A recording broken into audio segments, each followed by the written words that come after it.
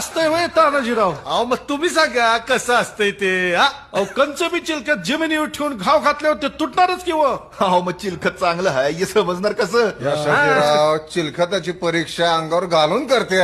मग तेच तर रे. आता ते अन कोण करणार हो? नाही म्हणजे असं करताना खपायचा एखादा हा? आणा. हे बघा राज, हे ना हे हिपकून असा हात घालायचा. हे काय राज? अहो चला चला सील करा चला. अहो या चिलखताची परीक्षा घ्या. आता सगळ्यात जोमदार हात कोणाचा? तान्हाजीराव या. या बख्तराची परीक्षा घ्यायची आपल्याला. एक चांगला जोरदार वार काढ चला.